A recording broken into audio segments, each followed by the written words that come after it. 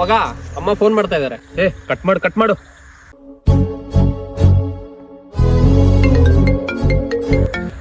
ಮಗ, ಮತ್ತೆ ಕಾಲ್ ಬರ್ತಾ ಇದೆ. ಏನಾದ್ರು ಎಮರ್ಜೆನ್ಸಿ ಇರ್ಬೇಕು, ಕೇಳಿ ನೋಡು. ಹಲೋ ಅಮ್ಮ, ಎಷ್ಟೊತ್ತಿ ಹೇಳ್ಬೇಕು ನಿಂಗೆ ಪದೇ ಪದೇ ಕಾಲ್ ಮಾಡಬೇಡ ಅಂತ? ನಾ ಫ್ರೆಂಡ್ಸ್ ಜೊತೆ ಇದ್ದಾಗ ಬಿಸಿ ಆಗಿರ್ತೀನಿ ಅಂತ ಗೊತ್ತಿರಲ್ವಾ ನಿನ್ಗೆ? ಈಗ ಫೋನ್ನ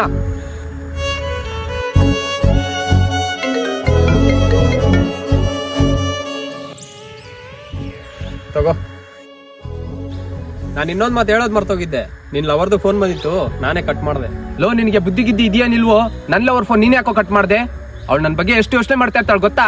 ಯೋಚನೆ? ಲೋ ಮಗ, 9 ತಿಂಗಳು ಹೊತ್ತು ಸಾಕಿರೋ ನಿಮ್ ತಾಯಿ ಕಾಲ್ ಬಂದಿದ ತಕ್ಷಣ ನಿನಗೆ ಟಾರ್ಚರ್ ಆಗ್ತದೆ.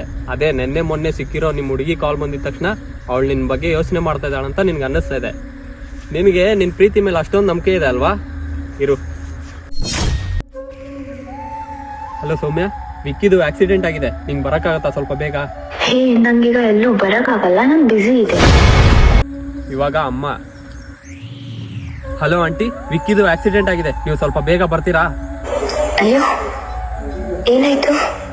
ಅವನ್ನ ನೋಡ್ಕೊಳ್ತಾ ಇರೋ, ನಾನು ಬರ್ತಿದ್ದೀನಿ. ಹಲೋ ಅಮ್ಮ, ನನ್ನ ಬಗ್ಗೆ ಏನು ಯೋಚನೆ ಮಾಡಕ್ ಹೋಗ್ಬೇಡ್ರಿ, ನನಗೇನಾಗಿಲ್ಲ, ನಾ ಹುಷಾರಾಗಿದ್ದೀನಿ.